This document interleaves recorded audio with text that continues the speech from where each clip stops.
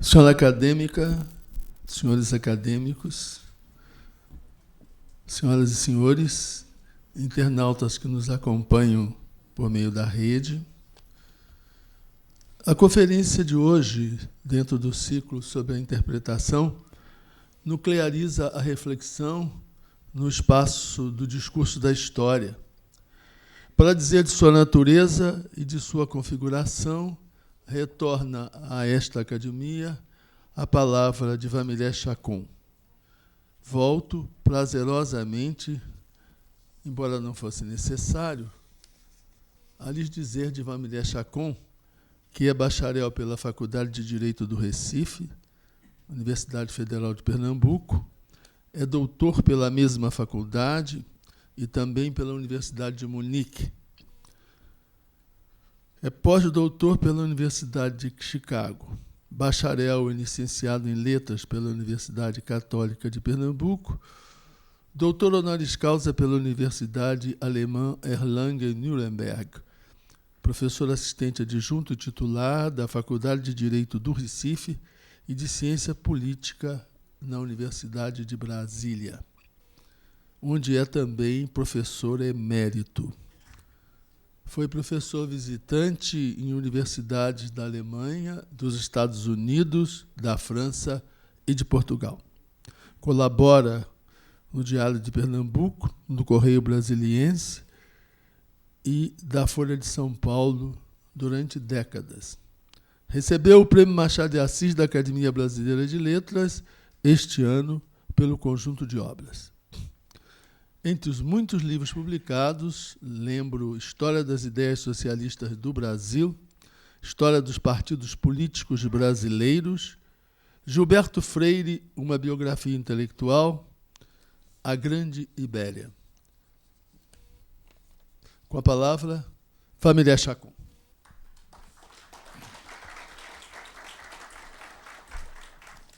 Caro presidente da mesa, Domício Proença, senhoras, senhores acadêmicos, senhora acadêmica, meus amigos, minhas amigas, eu peço um pouco de paciência, porque vamos tentar uma árvore genealógica das ideias, neste caso aplicável às origens da interpretação na história. Conforme muitos já sabem, os antigos helênicos consideravam a história mundial enquanto juízo final do que eles chamavam hybris, que era a soberba, castigada por nêmesis, a vingança, a punição pelo tempo. Clio era a musa dos historiadores, em companhia de outras tantas, tocando harpa e vários instrumentos. A musa, não dos historiadores, mas da história propriamente dita, era Nêmesis, a deusa da vingança, contra toda a soberba do que eles chamavam também, em grego antigo, de hybris. Quem primeiro tentou fazer uma interpretação cultural da história foi Dilthey. Ele publicou em 1883 o primeiro volume do seu livro mais que metodológico, porque nele apresenta o seu projeto sistema, Introdução às Ciências do Espírito. Vamos tentar seguir este fio da meada. Um pouco antes dele, na Universidade de Estrasburgo, na Alsácia, então alemã, antes da Primeira Guerra Mundial, Windelband distinguira ciências nomotéticas, como ele assim as chamava, naturais, físicas e matemáticas, com leis confirmáveis em repetitivos factos previsíveis quando descobertas suas respectivas explicações. Diante dessas ciências gerais, nomotéticas, naturais, físicas e matemáticas, coexistiriam as particulares ciências ideográficas, assim ele as chamava, dos imprevisíveis comportamentos humanos complexos e contraditórios. Essa diferenciação advém, mais uma vez, remontando à genealogia das ideias, no caso aplicada à interpretação na história. Depois o faremos na direção oposta descendente. A distinção de Windelband origina-se da diferenciação por Kant entre juízos analíticos, que eram, na realidade, se ver, os matemáticos e os geométricos, comprováveis, em juízos sintéticos a posteriori, diante de subjetivos juízos sintéticos a priori. A posteriori, sempre, repito, os juízos matemáticos e geométricos. A priori, só aqueles diante dos quais se tem dúvida a serem comprovadas devido às incertezas e imprevisibilidades do comportamento humano. Todas as ciências sociais, para Kant, são sempre a posteriori, nunca a priori. O a priori social tem sempre de ser confirmado pela prática a posteriori. As duas expressões, a priori e a posteriori, terminaram se consagrando na vida cotidiana e o seu uso se alargou e até se popularizou. Aí é que se entende mais profundamente Ortega Gasset quando dizia que eu sou eu e minha circunstância. Se não salvo minha circunstância, não me salvo.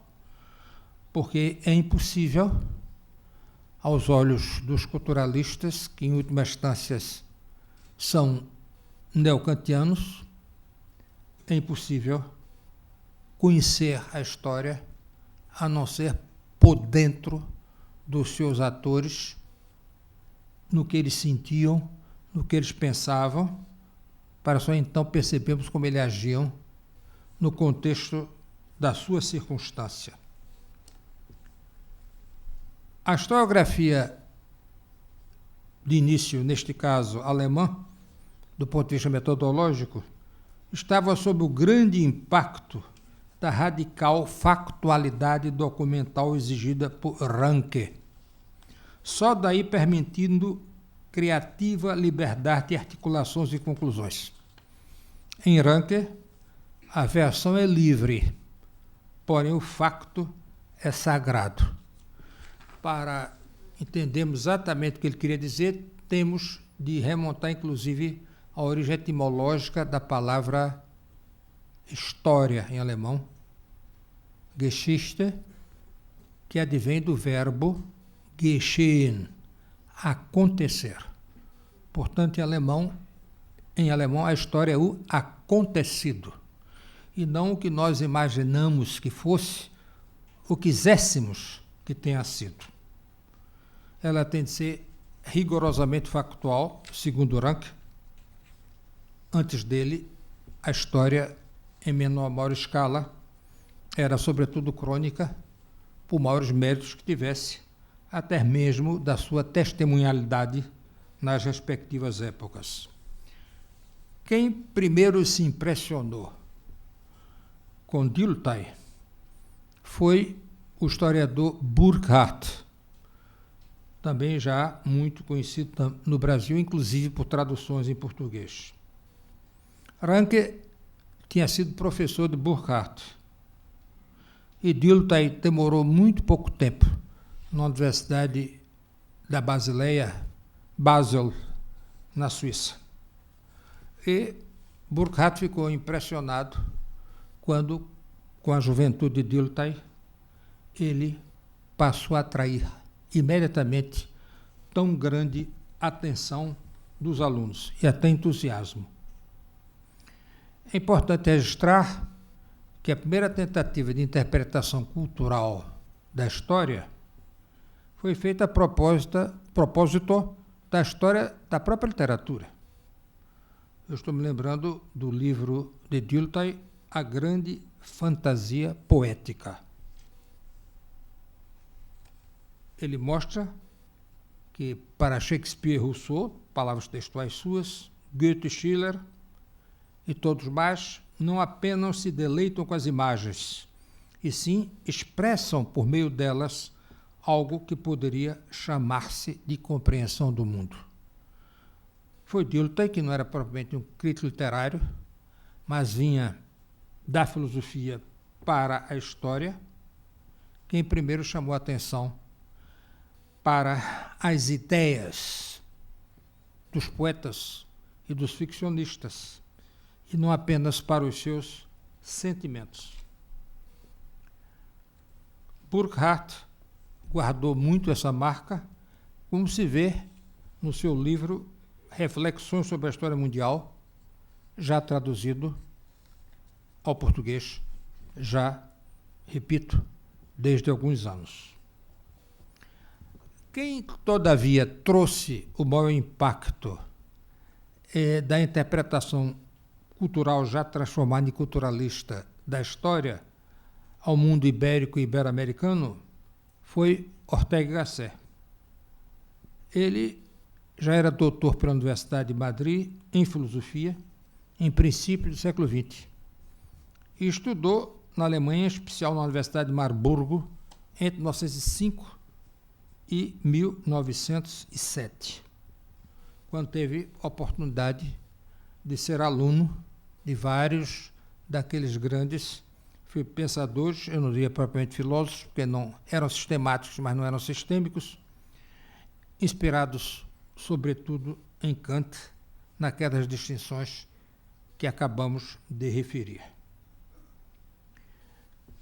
Ortega tinha uma veia literária, ao mesmo tempo filosófica, como se vê desde o início no seu livro Meditações do Quixote, publicado em 1914. A orteguiana razão vital vai adiante da razão histórica de Dilthey, porque, enquanto para Dilthey a vida é uma misteriosa trama de sorte, destino e caráter, em Ortega, mais radicalmente, o ser humano, por necessidade da sua vida, vê-se forçado a pensar sobre o que é o mundo, o que é o Estado, o que é o justo, o que é a sociedade, o que é a beleza do quadro que pinta ou contempla, a beleza da música que compõe ou escuta, a beleza da linguagem que usa. Lembre-se que Ortega e Dilthey eram também escritores, e não só pensadores ou até mesmo filósofos. Em Ortega y Gasset, reconhecer a necessidade é o primeiro passo da liberdade, em dela se desprender ao esgotá-la. Em Ortega, a vida é compulsão, enquanto para Dilthey a vida é compreensão. Contudo, Ortega reconhece a prioridade de Dilthey na superação do naturalismo pelo culturalismo.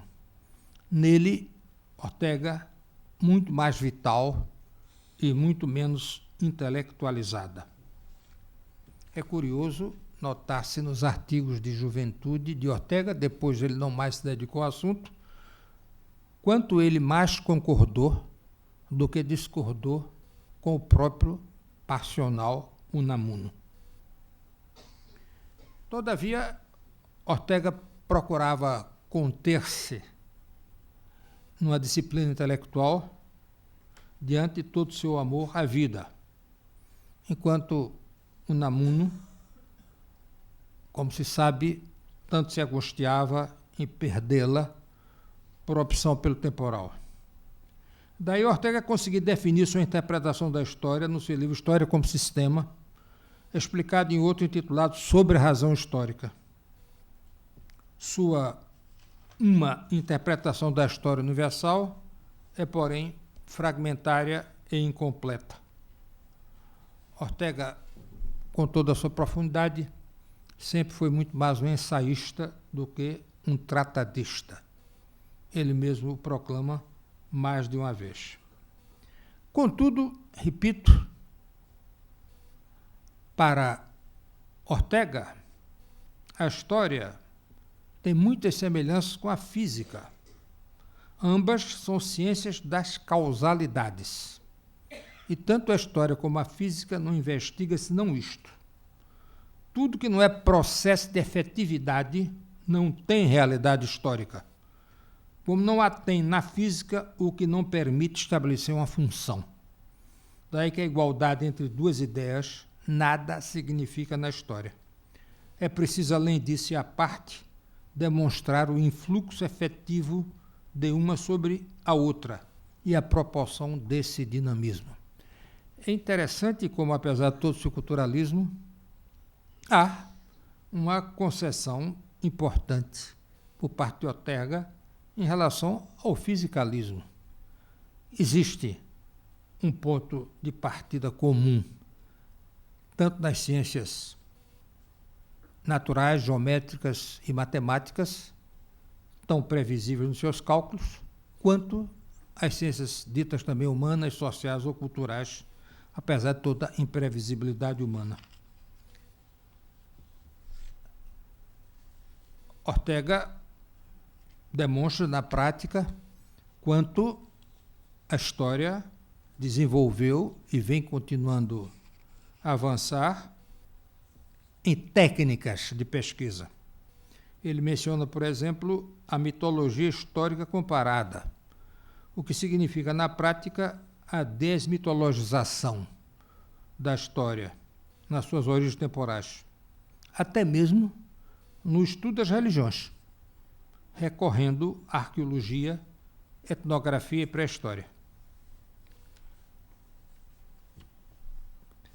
Ortega chegou à conclusão sobre o seu predecessor Dilthey, que apesar dos méritos dele, Dilthey, enquanto antecipador de muito do que Ortega em seguida disse, Dilthey não teve tempo para completar sua obra porque o tempo de que dispunha foi puro contratempo.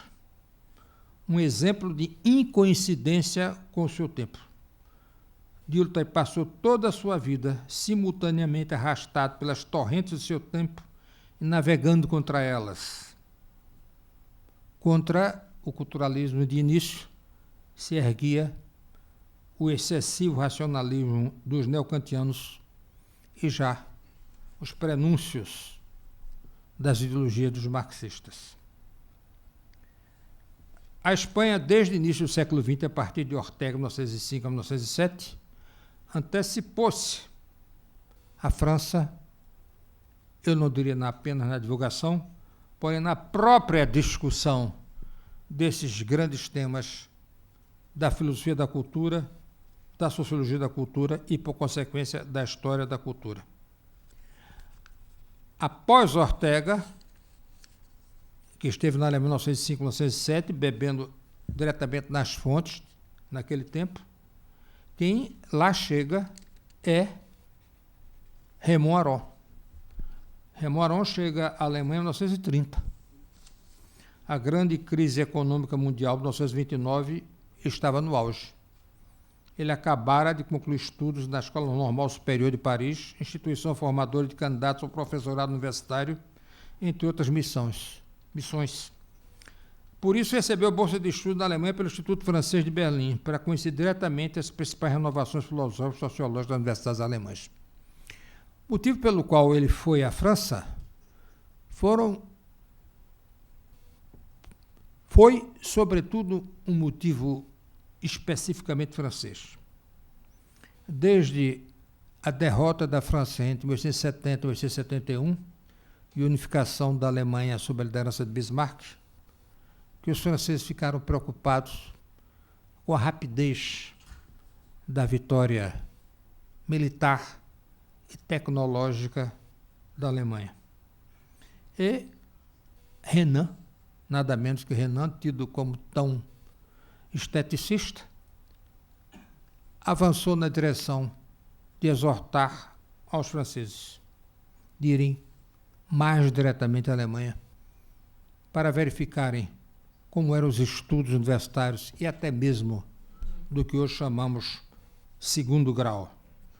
Estudos que tentavam conciliar o espírito da Universidade Humboldtiana, do Wilhelm Humboldt, irmão do naturalista Alexander, o qual Wilhelm criou, na Universidade de Berlim, a primeira experiência propriamente de grau superior numa síntese de teoria e prática, pesquisa e ação.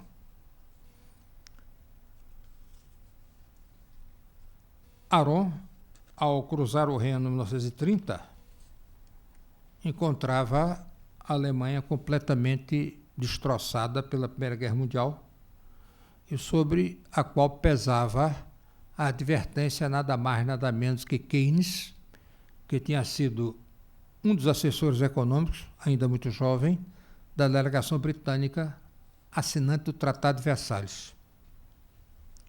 E no seu livro As Consequências Econômicas da Paz, também já traduzido ao português, Keynes apontava que as indenizações financeiras impostas à Alemanha nunca poderiam ser pagas e que gerariam inevitavelmente outro conflito mundial.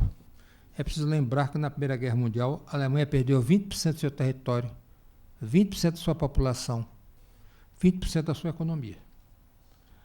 Após a Segunda Guerra Mundial, outro tanto. Perda de mais 20% do território, da população e da economia. Hoje a Alemanha é apenas um pouco mais da metade do que era 100 anos atrás, em 1914. Imagine-se se ela não tivesse sido reduzida a esse ponto. Sua influência econômica e política na Europa tão grande hoje, que extensão teria?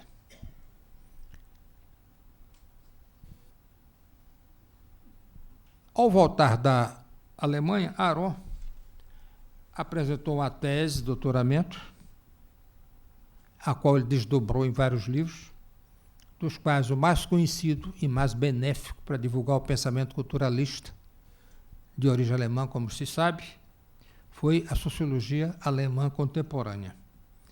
A banca examinadora de Aron na Sorbonne era composta por durkheimianos inveterados, que tentaram reprová-lo, acusando-o de um francês adepto de Kant e não de Descartes, isto é, do relativismo epistemológico de Kant e não da objetividade geométrica de Descartes. Apesar de tudo, Aron foi aprovado devido à quantidade e à qualidade de sua argumentação, e esse livro, A Sociologia Alemã Contemporânea, ainda hoje serve de uma magnífica introdução ao pensamento da geração de Max Weber, com nomes menos conhecidos, porém alguns não menos importantes. Raymond Aron, todavia, não quis ficar preso, de nenhum modo, aos modelos metodológicos neocantistas e pré-culturalistas do seu tempo, e, no seu livro As Etapas do Pensamento Sociológico, ele apresenta uma história da sociologia, novamente história das ideias, uma outra interpretação da história, sob o título As Etapas do Pensamento Sociológico, nas quais inclui também os franceses Montesquieu, Comte, Tocqueville e Durkheim, ao lado de Marx, Pareto e Max Weber. A influência de Max Weber é a principal em Raymond Aron. Ele o confessa num dos seus 2 livros de memórias, muito sintomaticamente intitulado O Espectador Engajado. O próprio título já revela a influência de Weber. Eu chamaria a atenção, do ponto de vista metodológico, ao livro de Aron, Dimensões da Consciência Histórica, onde ele procura desdobrar as mediações analíticas de interpretação da história provindo dos 3 elementos da consciência histórica: a consciência de uma dialética em tradição e liberdade, o esforço para captar a realidade ou a verdade do passado, o sentimento de que a sucessão das organizações sociais e as criações humanas através do tempo não é qualquer ou indiferente, e sim que ela concerne ao ser humano no que ele tem de essencial. O que ele tem de essencial, o ser humano, é o conhecimento do passado e a atenção rumo ao futuro, mediante a continuidade e renovação do conhecimento histórico, que não deve ser excludente, e sim na convergência da diversidade das escolas interpretativas, reconhecendo os problemas da explicação, porém insistindo no rumo em direção às unidades históricas.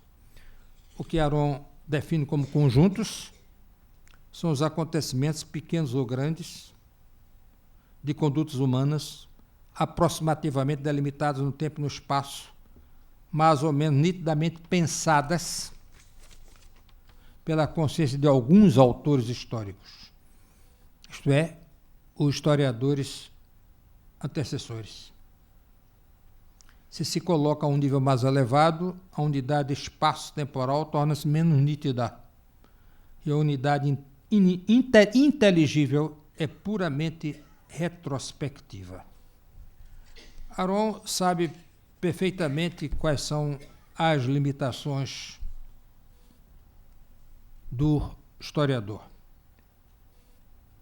Ele poderia recordar Husserl nos primórdios da fenomenologia na Alemanha, quando Husserl dizia que a maior dificuldade do ser humano no estudo da história é que nela ele é sujeito e objeto de si mesmo.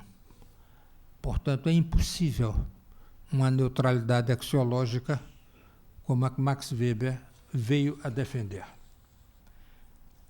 Por isso, Aron, numa das suas autocríticas, em suas próprias palavras, escreveu muito bem: desde um quarto de século,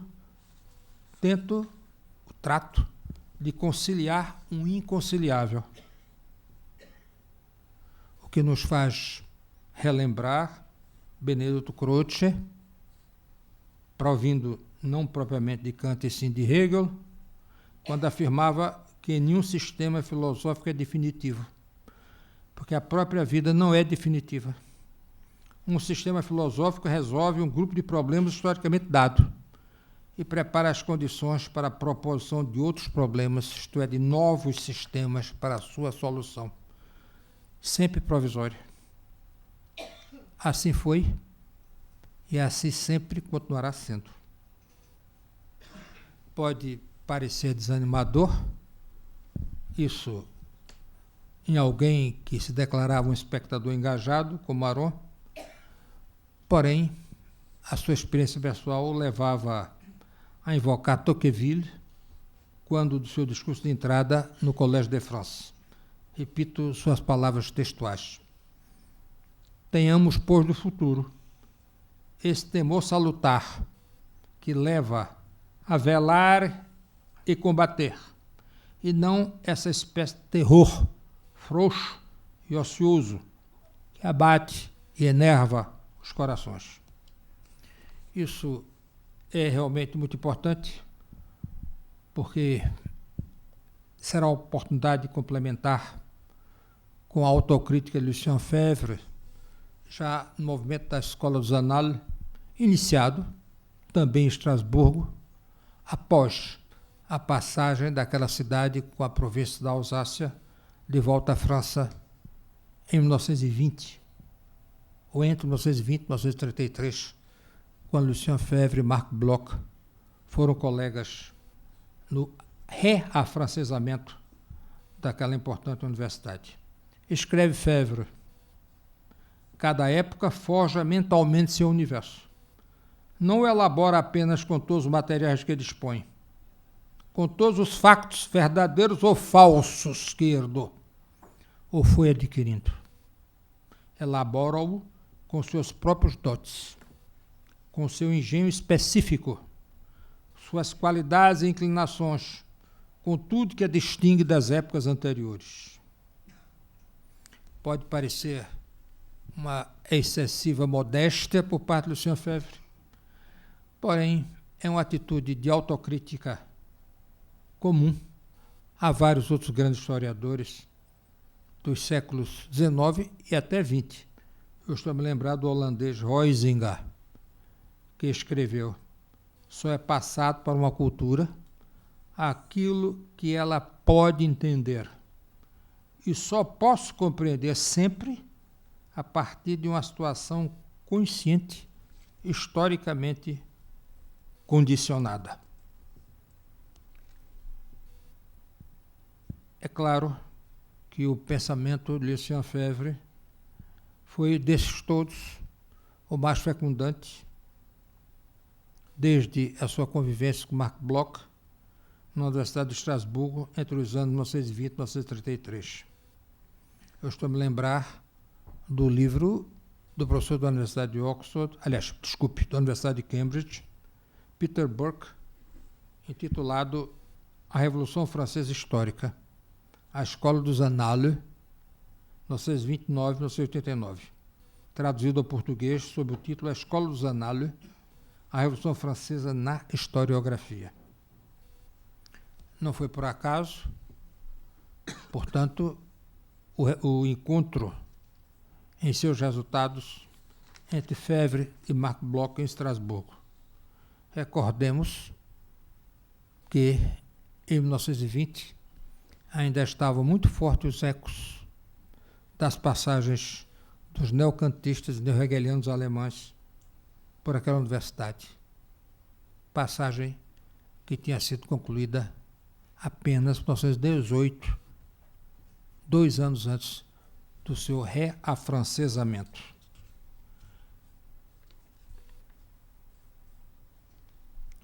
É preciso também reconhecer a originalidade de Febvre e Bloch, que não ficaram apenas numa discussão epistemológica. A sua criatividade expressa-se, sobretudo, no variável subtítulo da revista Annales, que consta de economias, sociedades, civilizações.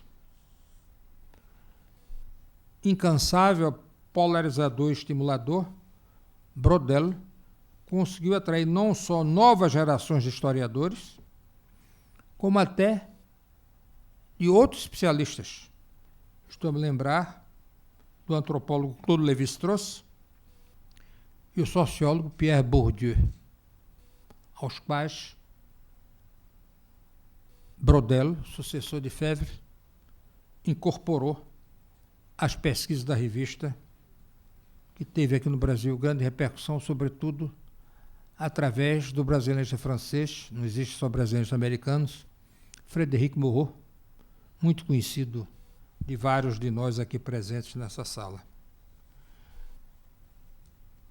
Esse jogo dialético de influências objetivas e subjetivas vem de uma maneira mais dispersa, mais empírica, na tradição do pensamento inglês, até Collingwood, por exemplo, na sua Uma Autobiografia, escrita em 1938.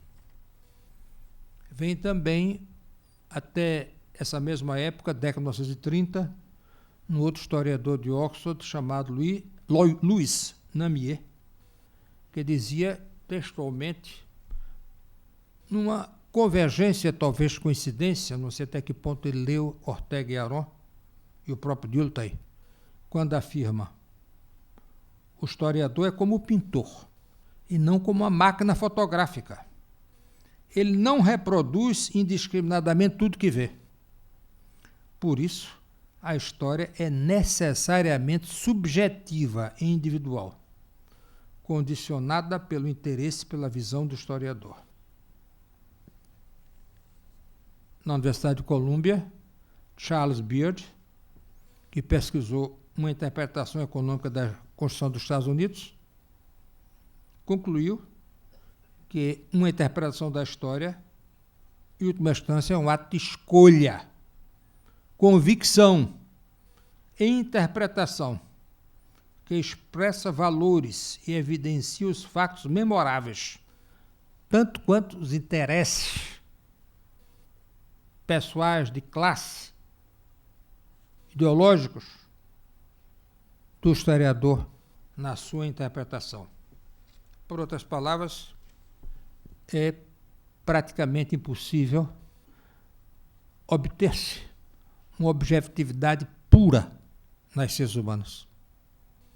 Voltando ao ponto de partida de Husserl, quando afirmava que nelas o ser humano é sujeito e objeto de si mesmo.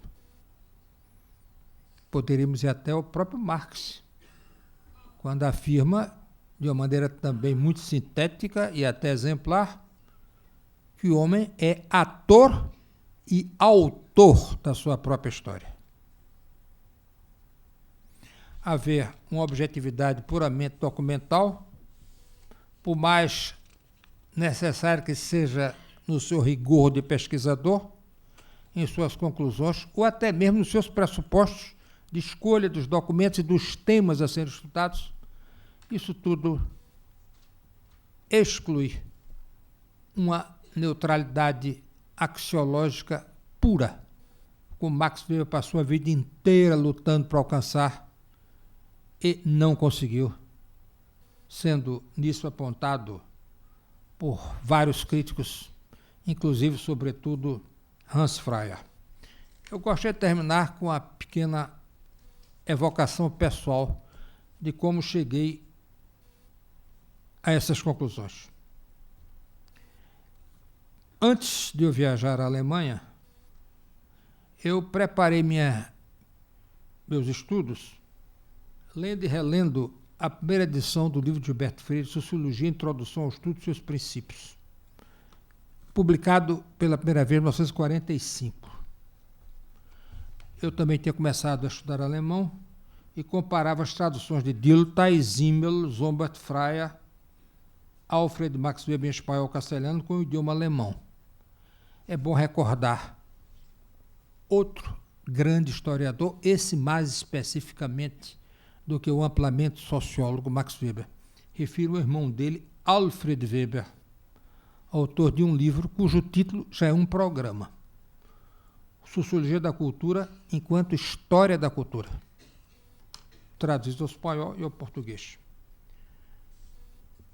Ao chegar na Alemanha, eu, não por coincidência, mas por escolha pessoal, vim a ser aluno de alguns desses autores citados. Eu me refiro, sobretudo, aos mais jovens, à geração seguinte, a de Max Weber, representada por Hans Freyer, Alfred von Marten e mais alguns. Tive também a felicidade, não diria coincidência, porque cheguei a procurá-los e consegui encontrá-los em pessoa, os dois filhos de Ortega Gasset, José Ortega Spotorno, na direção do jornal madrilenho El País, e sua filha Soledad Ortega Spotorno, presidente da Fundação Ortega Gasset, igualmente naquela cidade. E consegui deles próprios muitas informações e muitos dados em correspondência de Ortega, ainda hoje não publicada de todo.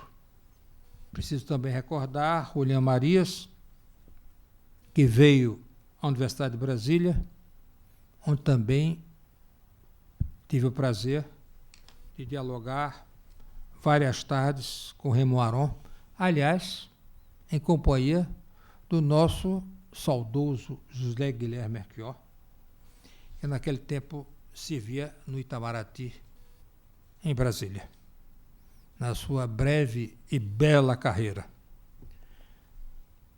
Seria uma injustiça esquecer mestres locais da Faculdade de Direito do Recife, cujos nomes menos conhecidos prefiro deixar por escrito e vi mencioná-los apenas oralmente, que sabiam ler alemão e conheciam de perto as obras desses pensadores antes mencionados.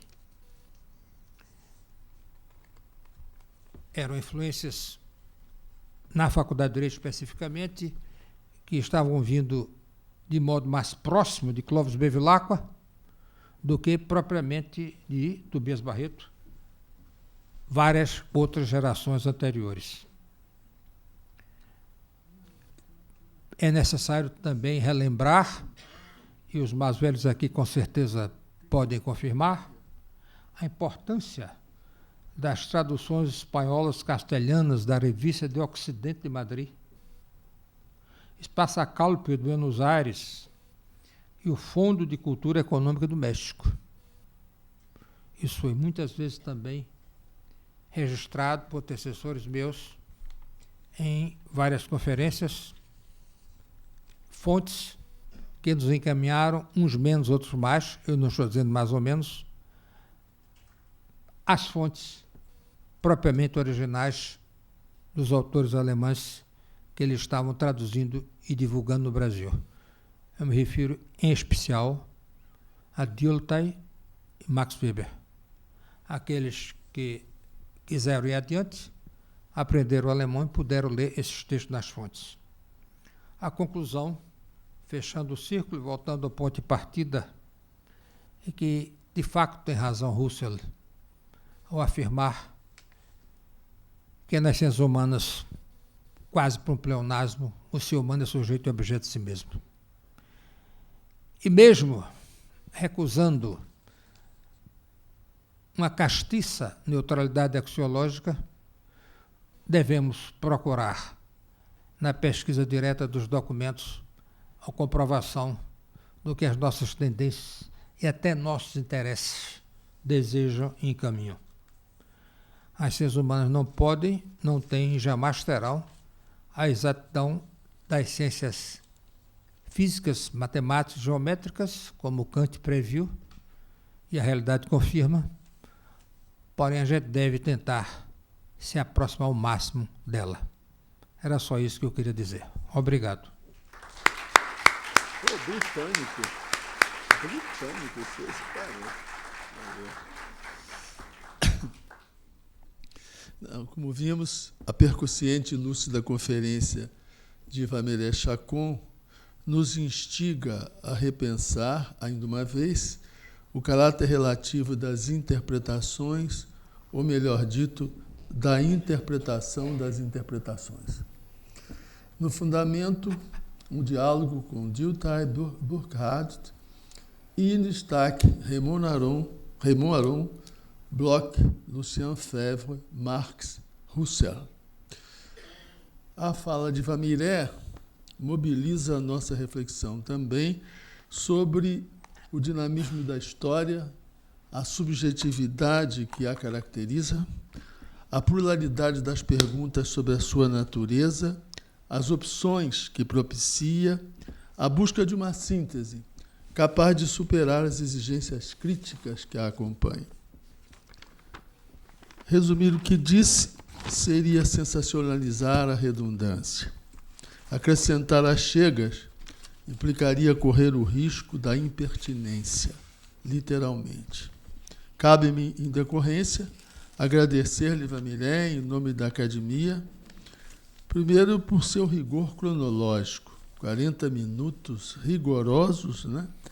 E segundo e mais importante, por sua palavra iluminadora e carregada de erudição. Gratíssimo, professor. E agora convido a todos para a próxima conferência do ciclo. Estará a cargo da acadêmica Rosisca Darcy de Oliveira, e que tratará de reflexões sobre incertezas na educação. E também será no dia 23 de setembro, próxima terça-feira. No dia 25 teremos o seminário Brasil Brasis, que promete, não só pela oportunidade, como pela candência do tema, Eleições e Cidadania. A mesa está composta pelo acadêmico Merval Pereira e seus convidados Sérgio Abranches e Jorge Maranhão. Também aproveito para comunicar que a mesa redonda em celebração ao centenário de Odílio Costa Filho estava anteriormente marcada para quinta-feira próxima, por motivo de força maior, foi adiada para uma data que será oportunamente comunicada a todos. Muito obrigado pela presença e vos aguardo na próxima terça-feira para a conferência sobre interpretação na área da educação. Muito obrigado.